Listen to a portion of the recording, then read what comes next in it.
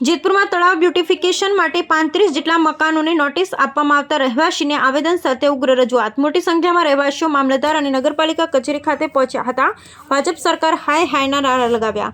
જેતપુરના નવાગઢ વિસ્તારમાં સરદારપુર રોડ પર આવેલ સ્લમ વિસ્તાર પાસે આવેલા ખાડામાં તળાવ બ્યુટિફિકેશન કામગીરી ચાલી રહી છે, ત્યારે આ તળાવની બાજુમાં રહેતા 35 જેટલા મકાનોના ડિમોલિશન માટેની 4 મહિના પહેલા નોટિસ પાઠવવામાં આવી હતી। હાલ કામગીરી કરવામાં આવનાર હોય જેથી સ્થાનિકોએ અનેક આક્ષેપો સાથે શહેરના જીમખાના ગ્રાઉન્ડમાંથી ચાલી મામલતદાર કચેરી અને નગરપાલિકા કચેરી ખાતે ઘસી આવ્યા હતા અને મકાનો પર ડિમોલિશન ન કરવામાં આવે તે માટે ઉગ્ર રજૂઆત કરી હતી। સાથે ભાજપ સરકાર હાય હાયના નારા પણ લગાવ્યા હતા। જેતપુર શહેરના નવાગઢ વિસ્તારમાં સરદારપુર રોડ પર આવેલ સ્લમ વિસ્તારમાં રહેતા રહેવાસી ઉગ્ર રજૂઆત સાથે મામલતદાર કચેરી અને નગરપાલિકા કચેરી ખાતે આવેદનપત્ર પાઠવવા જીમખાના ગ્રાઉન્ડમાંથી રેલી યોજી અને પહોંચ્યા હતા। 4 મહિના પહેલા ડિમોલિશનની નોટિસ આપવામાં આવી હતી।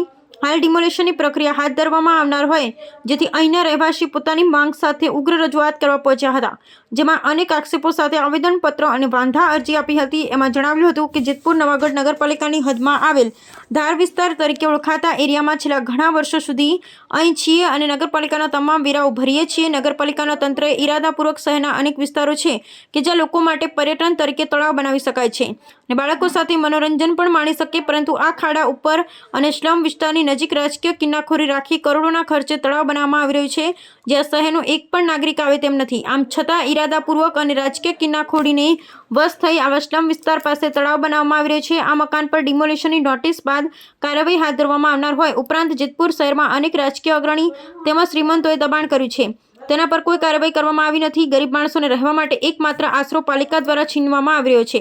આવું તળાવ બનાવવાથી કોઈપણ પ્રજાને કોઈપણ પ્રકારનો ફાયદો થવાનો નથી। અહીં રહેતા રહેવાસીઓ જણાવ્યું કે છેલ્લા 20 વર્ષથી આ જગ્યા પર રહી છીએ। તાત્કાલિક અસરથી મકાન જો ખાલી કરવા માટે પેરવી નગરપાલિકા દ્વારા કરવામાં આવતી હોય તો ગરીબોને રહેવા માટે વૈકલ્પિક જગ્યા વ્યવસ્થા કરી આપવામાં આવે તેવી પણ માંગ કરવામાં આવી। બ્યુરો રિપોર્ટ આશીષ પાટડિયા। રમેશભાઈ, કયો વિસ્તાર છે, કેટલા સમયથી તમે રહ્યો છો, નગરપાલિકા દ્વારા શું નોટિસ આપવામાં? આ વિસ્તારનું નામ છે જેતપુર નવાગઢ નગરપાલિકાનો આ વિસ્તાર અમારે ઈદમસી ધાર કહેવામાં આવે છે અને અમે અહીંયા છેલ્લા 20 વર્ષથી વસવાટ અમે કરેલો છે। તો છેલ્લા 20 વર્ષથી અમે નાના નાના બાળકો લઈ અને રહીએ છીએ। અમે થોડો નાનો અમારાથી જેથી કાંઈ મજૂરી થતી હતી મજૂરી કરી અને જેવો તેવો અમે આશરો બાંધ્યો છે।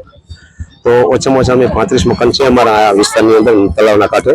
એમાં આ લોકો તળાવના કાંઠે ગમે તે કંઈ બનાવવાનું કરે છે તો અમને એવું કહે છે કે હવે ખાલી કરો, તો અમારે અત્યારે ક્યાં નાની આવી ઠંડીના અમારે ખાલી ક્યાં જવું, કઈ જગ્યા વગર અમારે ક્યાં જવું, બરાબર। અને બીજું કે અમે 20 વર્ષથી વેરા ભરીએ છીએ, 20 વર્ષથી સફાઈ કામ પૈસા જે કંઈ હોય અમે આપીએ છીએ। તો અત્યાર સુધી તંત્ર ક્યાં સુઈ ગયું? આજ 20 વર્ષ થઈ ગયા તો અમને કોઈ દિવસ આવી નોટિસો આપી નથી ને હવે કેમ નોટિસો અમને આપે છે? તો સરકારને વિનંતી કે અમને ગમે એ પ્લોટ ફાળવી દે, ગમે એ અમને આશરો આપી દે એવી અમારી વિનંતી છે।